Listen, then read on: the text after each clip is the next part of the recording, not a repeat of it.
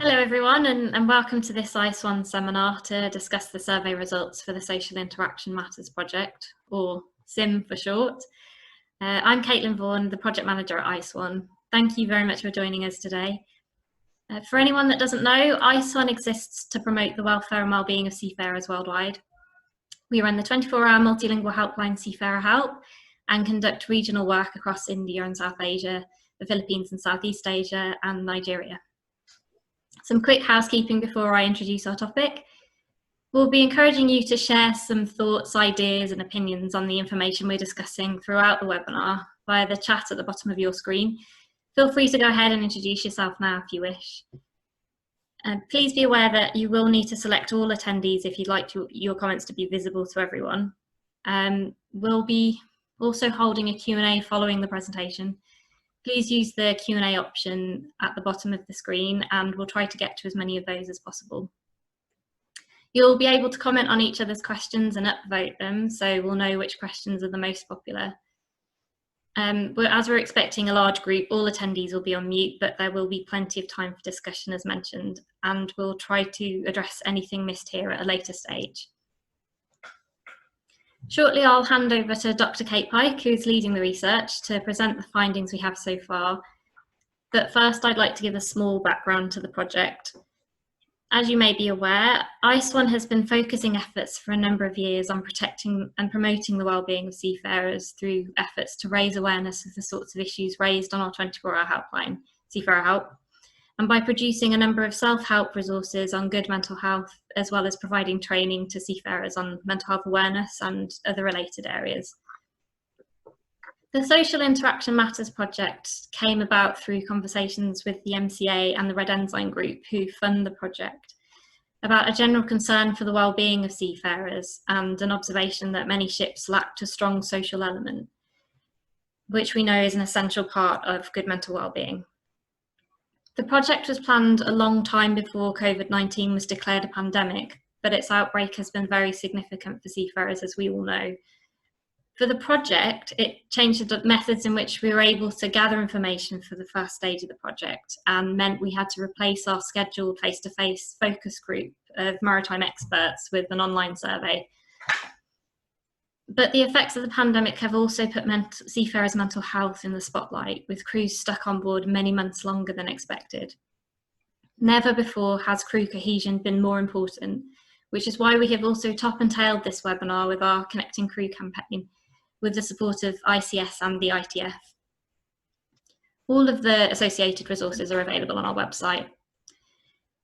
It's also Seafarers Awareness Week in the UK, and so another good reason to focus on the importance of facilitating crew relationships on board. So the SIM project sets out to identify methods to help shipping companies enhance social interaction on board.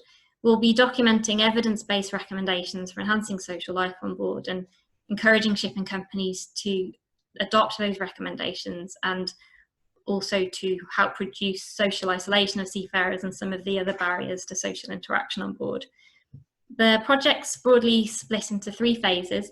The first phase is a research phase, and we are collecting data to understand what social interaction is, its barriers and drivers, and how best we can implement certain ideas on board. That includes a literature review, and other industries have been studied against the maritime industry. We also have we have conducted an online survey, as you know, and that has been supported by in-depth telephone interviews, so that we've been able to start to develop ideas for social interaction and recreation engagement on board. And that will help inform the second phase of the project, where we aim to trial some of these ideas and look at some of the barriers in real life, and then evaluate some programs of social interaction to be able to document the evidence for what works and what doesn't work, so that in phase 3 we can help shipping companies take those recommendations forward and try and disseminate those ideas as widely as possible.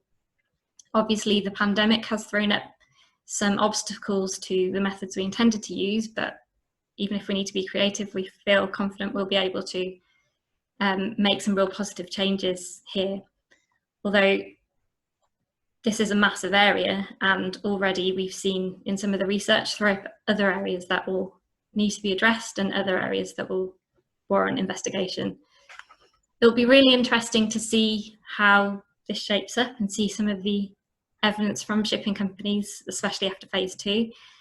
And just before I'd hand over to Kate to talk about this in more depth, I'd like to thank the project team and steering group. We're very lucky to have Dr. Kate Pike leading the research, and she's been assisted by Sarah Honeybun as part of the project team. I'd also like to thank the project funders, the MCA and the REG, and the following individuals and organisations for their guidance and support with the project so far.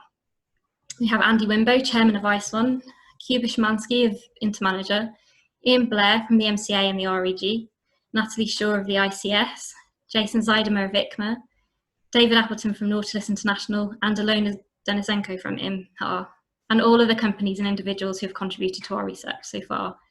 Kate, over to you. Thank you very much, Caitlin, and welcome everybody. It's lovely to be here and talking to you from a rather grey South Sea, Portsmouth. But I hope you're having a good day and a nice weather where you are. I would like to reiterate, it'd be great for you to engage in the chat. If there's anything you hear that you'd like to comment on, we're going to keep all the comments and questions so we can follow up later on if there's anything left unaddressed. We would also like to say thanks very much again for being here and for your participation in the research so far. So let's look at social interaction. What does that actually mean? One definition is that social interaction is an exchange between two or more individuals and is a building block of society itself. It's about relationships. And of course, if you're at sea, that means your interaction with the crew on board. And if you're on shore, that means interaction with other people, possibly a wider group in ports. The WHO, World Health Organization, have placed a huge importance on the mental and physical well-being that social interaction produces, and none more so than the impact that this is having during the COVID-19 pandemic. And as Caitlin said, this has changed a lot of ideas about how we deal with social interaction, and many people on shore have begun to identify with the isolation faced by seafarers. But of course, for seafarers now, there's often the extended problem of extended contracts, and this is placing the spotlight on it even more. We talked about the survey, and we had a great response, 911 responses, and of that, 731 were seafarers, which was great. The majority of the respondents, 40%, were between 29 and 40 years old. Most were male, 90%, as you'd probably expect, but 9% were female, which is really good actually, and way above the normal average of 2% within the seafaring community. We also had the respondents mostly from dry bulk, and that was good to see too. Dry bulk amounted to 309 people, cargo 105, tankers 73. We also had representation from the yachting industry, leisure industry 47, and then other vessel types as well. We had 58 different nationalities respond. Of those, 402, as you can see here, were Indian, 130 British, 76 Burmese, 44 Filipino, and you can see the other mix of nationalities across the bottom there. So really quite a good representation, although I think if we were increasing this study, we'd probably get more feedback from other nationalities as well. We asked, just to make sure, was social interaction important to crew members on board? And an overwhelming response, 98, said yes, which is good news. We had a quote that came in from one of the surveys, which says, help in overall ship safety, mental wellness of individuals on board, and thus a happy, safer ship and sea. And I think this really sums up some of the areas that were of prime importance and of benefit about social interaction. So safety, mental health, happier crews, importantly, better performance and motivation of crew. And this will have links to eventually retention within the industry. So these are really important areas that we'll look at in more detail. We asked, do you think that there's enough activities and facilities to help you socialise with others on board? And this was an interesting response and somewhat unexpected. A majority of people were saying, well, yes, there are enough activities. There are enough facilities on board. There's still a small, percentage that was saying that there wasn't, but this shows that, actually, yes, if you're ticking the boxes, there are enough activities, there are enough facilities. But what this doesn't show is the bigger picture. And we need to acknowledge that there's a question of the level of engagement with those activities and facilities. And this particular question doesn't look at issues like fatigue, the amount of work that seafarers have to engage with at sea, and the actual recreation time to achieve some of these activities during their downtime. So this is an important area where we look at in more detail. But this question on the face of it shows that, yeah, encouragingly, there is enough there. It's just how do we make the best of this situation? So delving into that a little bit more, what kind of facilities were on board for people that were seafarers currently at the time of the survey? We had 57%, as you might think, having TV and cinema, 52% having a gym on board. With Wi-Fi, there was 39% that had access to Wi-Fi at the time, but only 19% of those people could access it for free.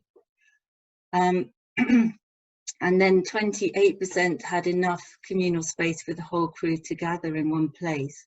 So these, I've picked on these points because we'll come back to these in a moment, particularly the Wi-Fi, and I would really like to get your comments on Wi-Fi and whether you think it's helpful or not helpful towards social interaction. It was one of the points of controversy that comes up a lot in the survey and was obviously quite important to people. We asked then, which recreational activities do you undertake most when on board? And we asked for people to rank these in order of priority for them, 1 being the most important, 4 being the least. As you can see here, there's quite an interesting selection. If we're looking on board, we can see that on the first side here, the sporting events on board were actually more important than the social media events. And this is probably because we asked the question in terms of recreation. Some people might not think of online as necessarily recreation, for example, gaming, social media, and so on.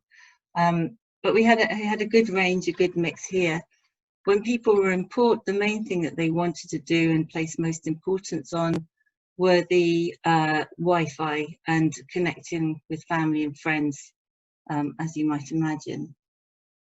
We also asked whether people prefer to socialise or take their recreation time inside or outside. We had 54% saying mostly they would prefer to do this outside if they could, 46% saying inside activities were more important to them. We also asked about barriers to social interaction, and this threw up a lot of interesting responses. You can see here, these were our barriers, so we did get feedback on other barriers that people came up with, but rating these and ranking, you know, which ones people felt were causing barriers to people actually getting together and having recreational time with each other. Number one was the increased workloads that people now have. So really just a shortage of time to interact and have recreational time together. There was a lot that fed into those increased workloads: fatigue, lack of time, smaller crews, as you can see further down here. Cultural and national differences comes up, and we'll come back to this, but cultural and national differences were mainly highlighted as a barrier when it was something that was about communication, when there was difficulties in communicating with each other. We had a lot of positivity about different nationalities when there was a bigger mix of people on board. When there was two nationalities, sometimes that could cause issues because people would go into cliques and talk in their own language, as you would expect sometimes. So sometimes there was issues around cultural and national differences. One of the barriers mentioned was Wi-Fi in cabins, keeping people away from each other and sometimes creating an isolated environment.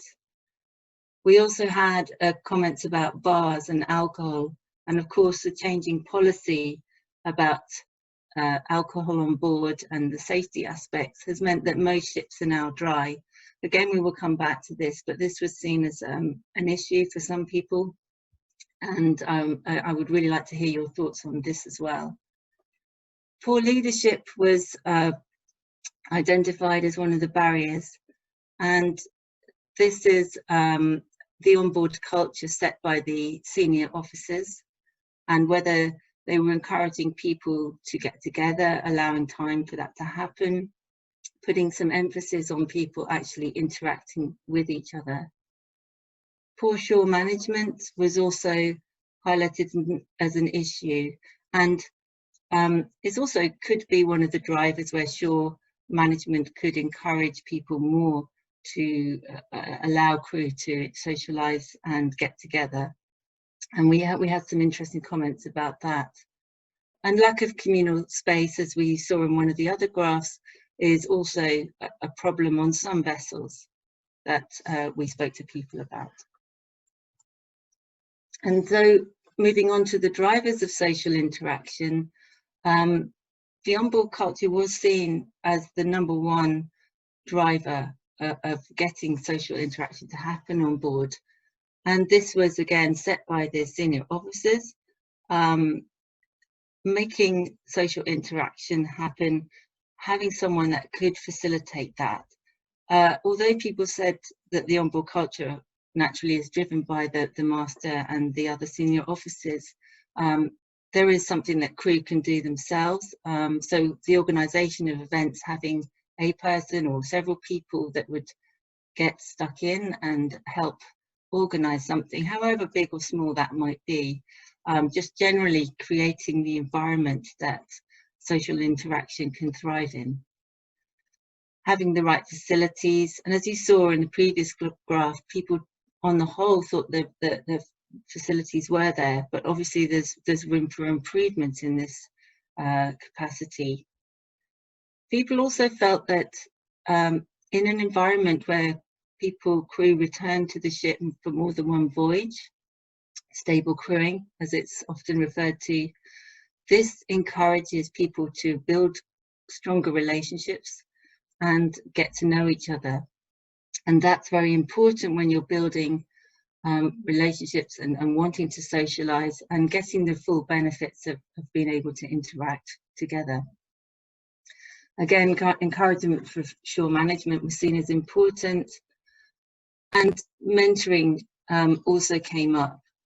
People were asked if mentoring made a difference, and of course, if you're getting to know someone and helping them through maybe a challenging time or their cadetship, this mentoring is very important to build a stronger relationship and getting a trust environment into the culture on board. And in reverse, we see Wi-Fi here now mentioned as a driver. of social interaction. And again, I will come back to that, as I do here. Wi-Fi, good or evil? Well, this really split people's opinions. And subsequently, with the interviews that we've been conducting, we see a lot of differences of opinions. And some people themselves are quite divided on the topic as well. If now you're able to add to the chat and let us know your thoughts about this, this would be really helpful. I'll show you a graph in a minute about the divide on this difference between shore and seaside. But communication is clearly important to maintain contact with family and friends and the outside world. It can be countered by the isolation aspect of using Wi-Fi in your cabin and not having the energy to go and talk to people and just be on your own with your own thoughts and your own kind of communications. But it does, you know, if it's not keeping people away from each other, other people are seeing the real importance that, you know, especially highlighted by the pandemic, that it has had in a positive way for the communication and just keeping in touch with family and friends. And that's been really, really important during the pandemic. So we started to look into, you know, how do we make sense of this? A lot of people are saying, well, it's a barrier. And why are they saying that when there is obviously some huge benefits? So we wanted to know who were actually saying that it's a barrier. And as you can see with this graph, the pie chart on the left here, 20% of current seafarers felt that it might be an issue. But on the shore side, that rose to 45%, which was quite interesting. These people were not at sea, and they were saying, well, it interferes with seafarers' work and makes them more isolated. But actually, there's a difference, there's a disparity there between what seafarers themselves thought about that. And then on the right-hand side, we have the other area of this, the demographic of age and experience. So how long have you been working in the shipping industry? And we find that people with 10, 20 years experience at sea tend to think that Wi-Fi is more of a barrier. And we're still doing some analysis on this, but I think it's fair to say that these are possibly the people that weren't used to Wi-Fi in the beginning on ships, and it has, for them, they've seen many changes over time and a decrease in people interacting. So they are tending to say that Wi-Fi is more of a barrier. People that have grown up with Wi-Fi, have had it on ships for longer, tend to say that actually Wi-Fi is not a barrier at all, it's the opposite. Now, another area of controversy, bars and alcohol on board. Again, changing policy on smoking, drinking, has meant that bars on board are not a priority anymore, and most ships are dry. I have spoken to a few seafarers that were allowed to have alcohol on board, but generally speaking, there is a very different picture to a decade or even more ago, where that was the main form of kind of getting together and entertainment on board. We do see an age demographic of those who see, have lived through the experience of this change. They will say that, generally speaking, that has made a detrimental impact on getting together and social interaction. They feel that you're losing that social element.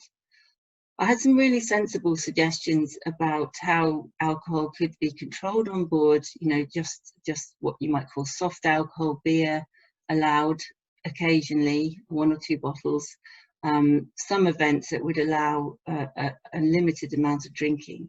There's a lot of discussion around this, and the report will add more impact and emphasis on these points. But again, it would be nice to hear from you on your views about what you think alcohol and bars on board have led to, and whether this is a good or a bad change. Suggestions to improve social interaction.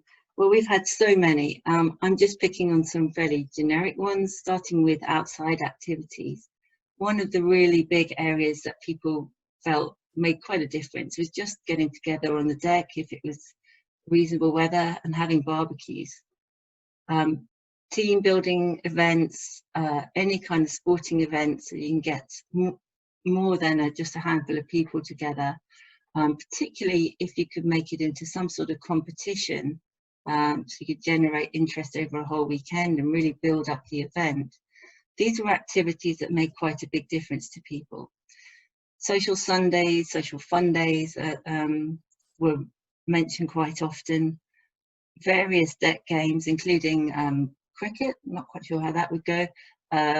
All sorts of shuffleboard with brooms, lots and lots of different activities that were mentioned. I'm sure some of you could add to this long list that I've got here. But generally, activities that engaged most of the crew were what people were responding about, and great suggestions. Same with inside activities. Karaoke appeared so many times. That was high up there on the list. Also, events around cooking. Some captains allowed crew to go into the galley certain times to prepare dishes from home, or they get the cook to do that. And anything that marked special occasions, parties, birthdays, marking maybe religious events or national festivals, these were seen as very important. And again, this element of some sort of competition, whether it's for a small amount of money or for some small prize. And there were some interesting suggestions about that element of how do you drive this social interaction and what makes people get into these activities more. So horse racing, football, participating in those kind of things, even bingo nights, sometimes skills and seminars came up, some sort of educational activities, although people were quick to say that they shouldn't be about safety. They seem to have quite a lot of talks on those. Music nights had examples of some captains providing from the welfare fund musical instruments. This could be guitars, harmonicas, things like that.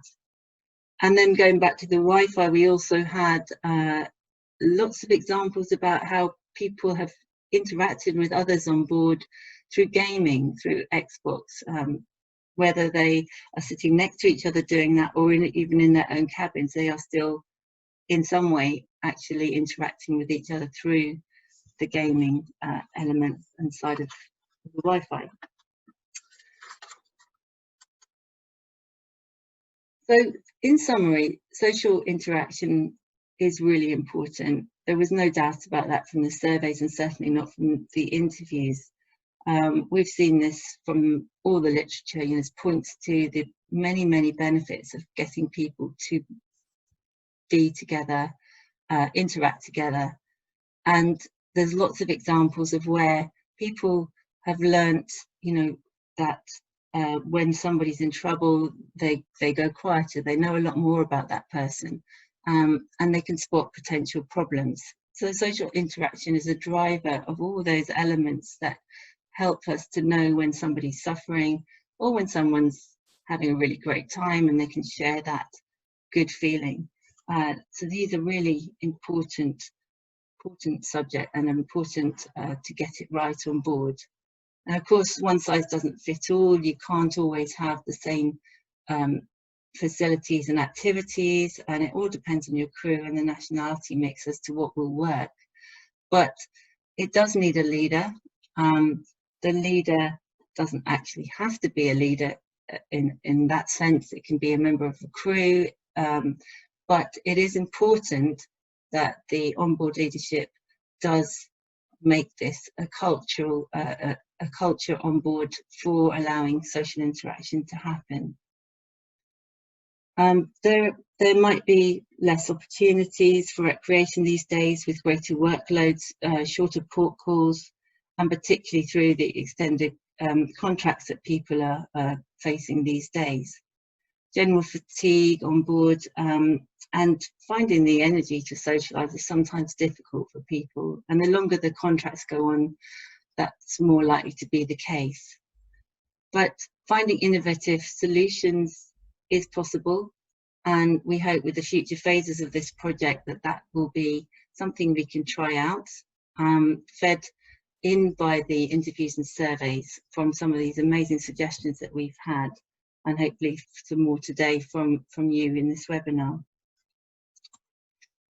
So finally, just to say that this webinar, if you know anyone that's missed it and would like to hear it again, it will be on ISWAN's website.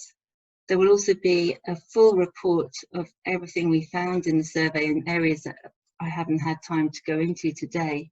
You'll see that on the website again in September, and I hope you'll have the opportunity to look at that. If you need to contact ISWAN about any of the issues raised here today or for any other matter, there's the website here. But in the meantime, thank you so much for your attention. I'm sorry I can't see all your faces, but I hope we get some interesting chat and questions now. Thanks again. Thanks so much for that, Kate. There's been some really interesting conversations going on in the chat while you've been talking. I'm going to start, if it's okay with you, with a couple of questions that have come up in the Q&A, and then I'm going to go back to some of the discussion in the chat, which have marked a few comments that I think are really interesting and really fit with our findings. First of all, there was a question from Ashley Cooper just asking about the low percentage of Filipino respondents compared to, you know, as we had discussed as well and expected. We expected to see a larger proportion of Filipino respondents, and they were still one of the second biggest groups, but I don't know, from a methodology point of view, if that's something you wanted to comment on. I can also comment as well if it's useful. Yes, thank you. We did get more than we expected from the Indian Nationality, which were great respondents. We put the survey out on many networks, as you know, Caitlin, through ISWAN, through Cuba, through all the networks that we could possibly find. And you saw that it was 911 responses, which is very good. I think if we were to extend this study, focusing on Filipino network would be something we do. And there really is no explanation that I can see that says why Filipinos did not respond to this survey, apart from perhaps survey fatigue. I think a lot of people were getting asked for responses, particularly as this coincided with the lockdown, and maybe that would be one explanation for not getting as many responses for Filipinos as we'd hoped. But as you say, yes, it was a second or third largest group of people that did respond. So maybe next time we do this. Thanks, Kate. Yeah, and just to mention, you know, we do have a large network in India as well, so it might be more that that we reach more there, and at the, like you mentioned, the particular time that we conducted the survey was right at the beginning of lockdown. And I think the next question can lead us on to a lot of what the discussion in the chat has been about, and it's from Thomas Lernan asking about the analysis of data on age versus pro and anti-Wi-Fi, which you did then touch on a bit later, but do you want to mention a bit more about that before I delve into some of the comments about Wi-Fi? That would be great, and it'd be really nice to hear those comments. Yes, Wi-Fi, it was very interesting split. The second graph that I showed about Wi-Fi was showing that the age demographic was quite dark, tending to suggest that people who were a bit younger and had always had Wi-Fi were more likely to think of it as a driver of keeping people connected, whether that's family or friends, or even using it for recreation. As you saw, you know, sometimes gaming was a thing that they would do with other crew members. We also had examples of just, you know, setting up WhatsApp groups, chat groups amongst the crew. so the age demographic was really important there, and I think just familiarity with the kind of technologies that you can use in conjunction with having access to Wi-Fi made a difference there. So there was that age split, but as I also pointed out, there was the split between shoreside, what people felt there. In general terms, it was more of a barrier. Wi-Fi was seen as more of a barrier than people who were currently sailing at sea, who felt that actually it was more of a driver of social interaction. Thanks, Kate. There's so much on this, you know, it's always such a big discussion. I don't want it to dominate all of our discussion, but just to mention, we had a few comments. Sophia Bullard mentioned that the importance of Wi-Fi, not just in terms of connecting with home, but also about making sure that crew can access support when they need it, which is, obviously very relevant to ISWAN's helpline, and it's something we try to highlight as well. I think Carrie Woodburn also made a very good point that society generally uses the internet more frequently than it did 10 or 20 years ago, and so it makes sense that we'll see the same trend on board ships as well, and that seafarers are very much still part of our society, and providing Wi-Fi for seafarers coupled with encouraging social interaction and highlighting the benefits of this is the right approach, which I think is very much in support of a lot of the data that we've seen. I think we will probably end up coming back in some of the discussions. Wi-Fi really is dominating, but I didn't want to miss some of the earlier comments as well. Stephen Jones asked about the space and said, the 28% who said they didn't have enough space to socialise. This was presumably before social distancing was affected on board, and guess that the figure might even be lower now. What do you think, Kate? I mean, we did conduct this sort of at the beginning of when the pandemic was declared, basically, so we could well be right that the figure is now lower. Yes, we didn't ask specifically about COVID in the survey, or however we are asking about that. We have asked that in the interviews that just been completed.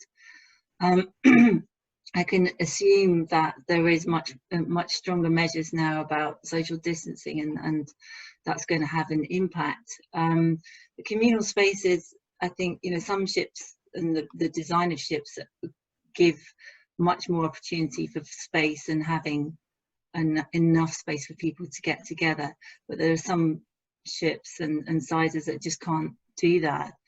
And I think it's, one of the things that was interesting to me was that regardless of people whether they had those communal spaces, what we're hearing is that very often, even if you can get people in the same space, they don't always choose to mix at the moment.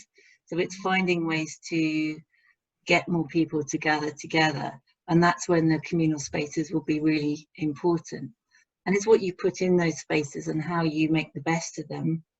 And some people gave great examples, excuse me, about having communal spaces that you can then shutter off so that you have, excuse me, some people in one side of the room and other people socialising the other side of the room, depending on what you wanted. So if you had a movie night going on, or just general chit chat in another room with cards or just gathering, you can do that. And it's just making the best of those communal spaces if you have them.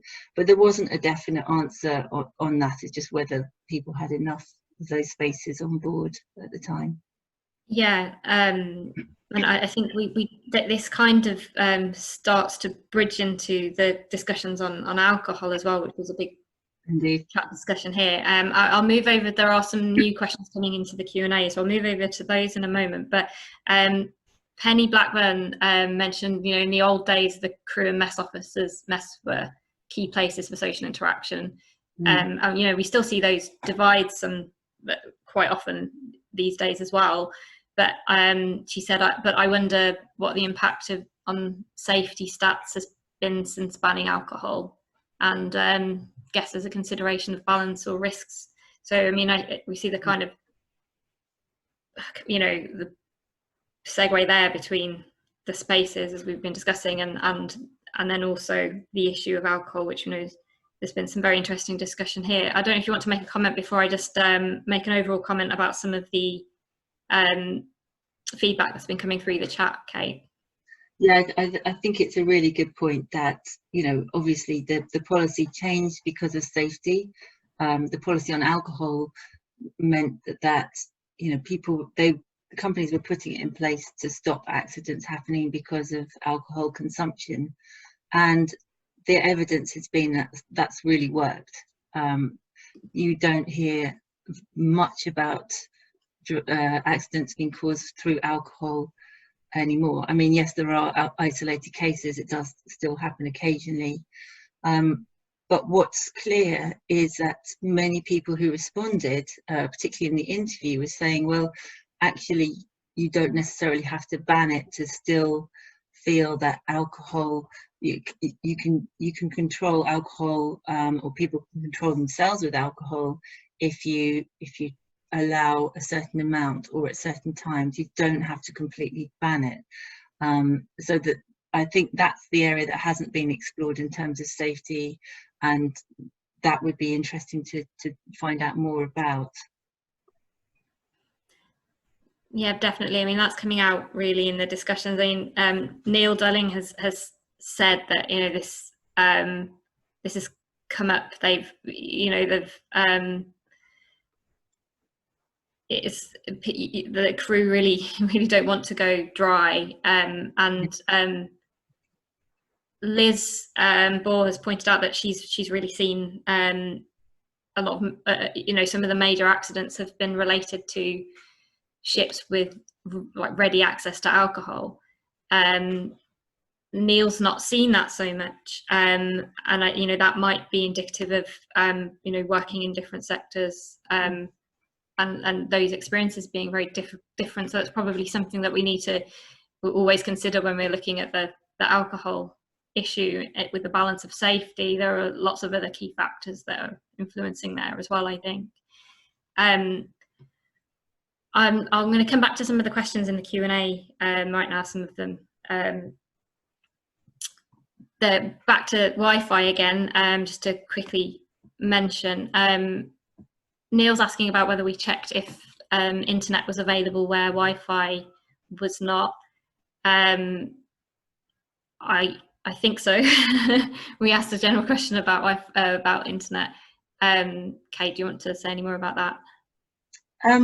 No, I mean, we wanted to explore people's reaction to whether Wi-Fi was good or bad. We could, you know, there's certain times when it wasn't possible for anybody, I guess, and one of the things that we saw in ports, if people were able to get off the ships, they would go and use the facilities if they were present and get connected. So we just asked a general question about Wi-Fi, and there was so much to explore with social interaction. I think the whole Wi-Fi discussion is a project in itself, but clearly it has quite a big bearing on social interaction here. I think it would be good for us to move on to discuss leadership a bit more. That's coming up quite a lot. People are very interested in that.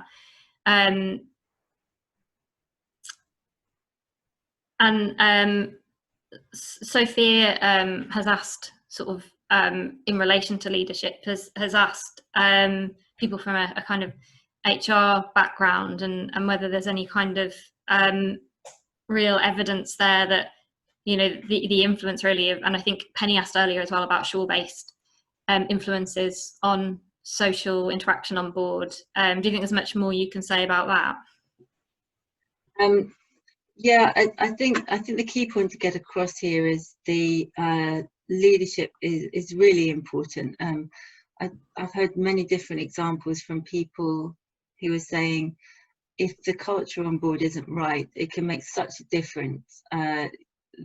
One example was during COVID, captain put in lots of extra measures to help his crew get together.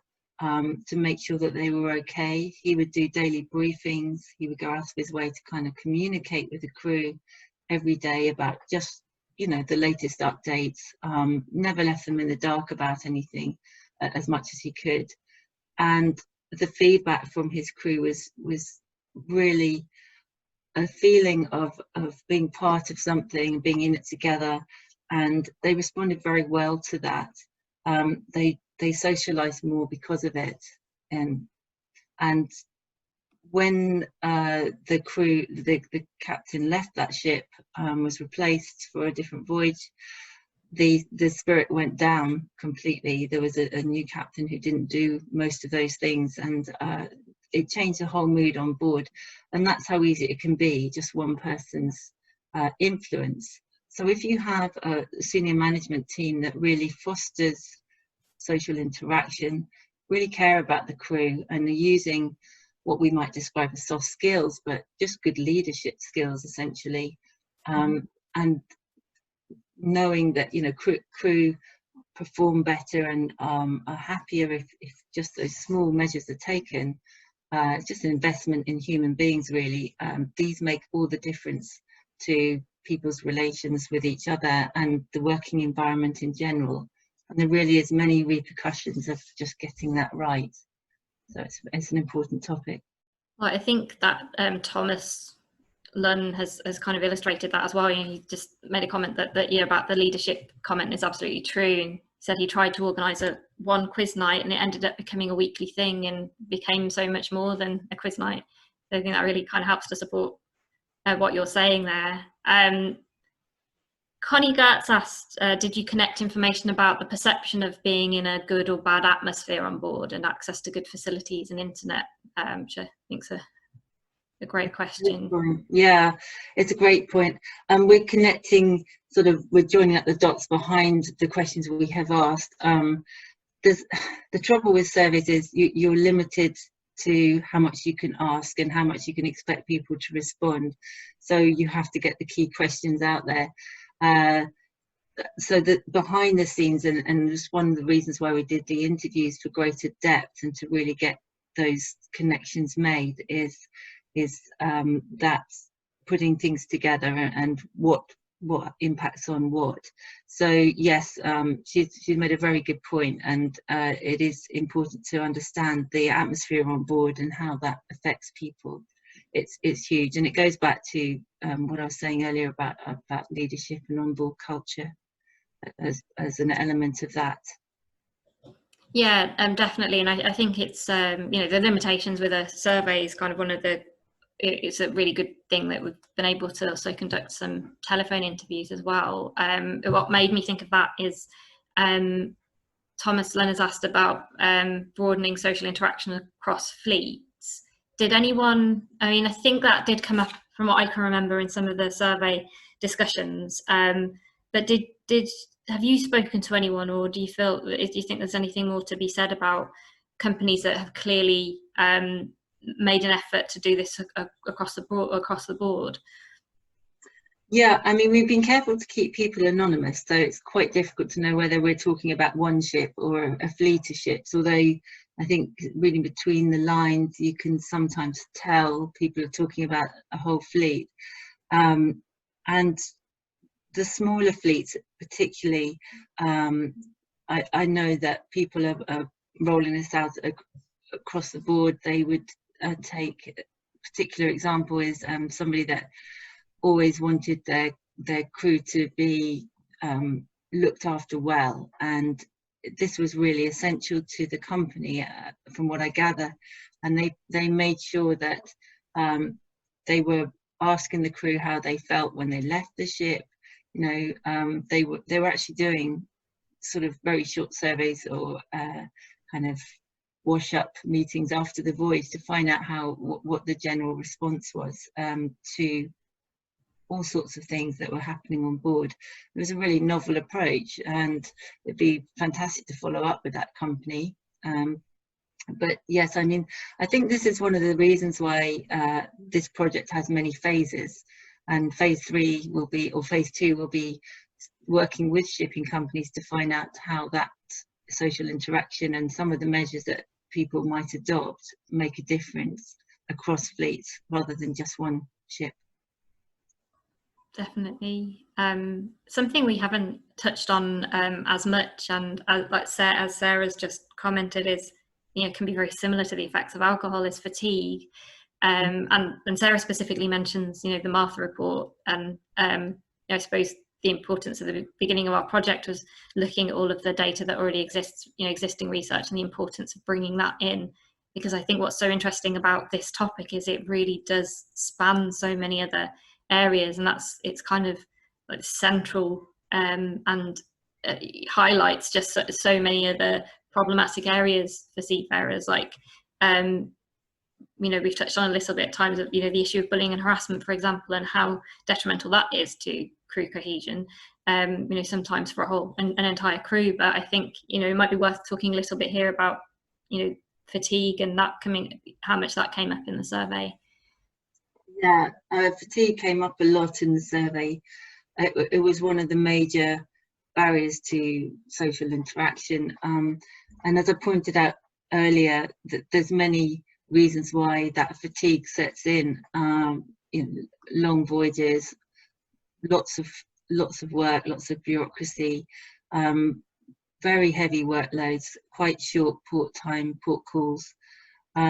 Really, the drive for turning a ship around quickly is massive these days, and I think everyone that has been or is a seafarer would agree with that. And there's a lot of pressure to really get on with the job, even when you're supposed to be in your downtime. If you're in port, that doesn't really happen. So sometimes, and I've had a few people just say, all we want to do at the end of our shift is just go to our cabins and shut off. Just can't do anything else. So I'm totally exhausted. And of course, the longer somebody's voyage is, the more likely that is to be the case. Another point here, Sarah pointed out that the fatigue equals the same effects as alcohol consumption, and that's certainly been proven in driving. Everyone that drives on a motorway will see those big signs saying tiredness can kill. Well, it's totally true, and there is laws and legislation in place to try and stop that happening at sea, but most people would agree, if you've got a job to do, it has to happen. So that the safety element there is a difficult one to kind of combat when you're constantly tired, and then to start saying, well, you've got to socially interact as well. It's a really fine line to get it all right, and it doesn't diminish the importance, but it just shows how far we've got to go, really, and to address these other underlying issues of why people don't always engage, even if they have the right facilities on board. It's vitally important. And if I may, there's one other point there.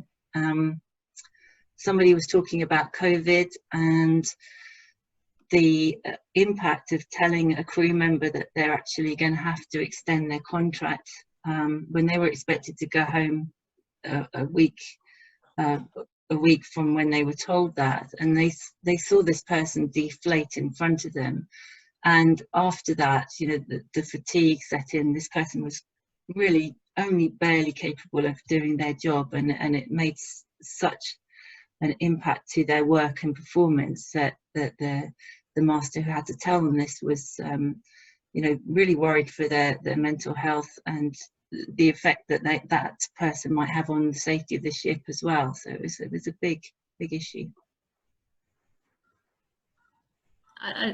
Thanks, Kate. There are a couple of other things I think we should touch on just before we finish, but I'm just going to read out a comment from someone who said, oh, I've lost it now, but it's just basically saying, we all, I think it's the reason I want to highlight this is because I think it's similar to some of the issues we see around allowing Wi-Fi, but that most of us enjoy having a drink outside of work, and there are many penalties for shore-based people if we do overdo it, such as you're driving, working under the influence, and seafarers are no different. I think the overall message here really is that seafarers are adults, aren't they? And it's the same with Wi-Fi, and there's a lot of arguments there about the worries about seafarers staying up all night on their phones, but that applies to shore-based people too, and we don't do it because we know most of the time, because we know it's the wrong thing to do, and it will leave us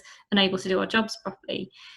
So I think that's a really interesting point. I just wanted to pick up on two other things, and then hopefully if there's time for anything else, please do keep sending questions through, because we will get to them at a later stage, if not now. One's a sort of another methodology question, just to get to it. Penny asked about whether the surveys were translated and available offline.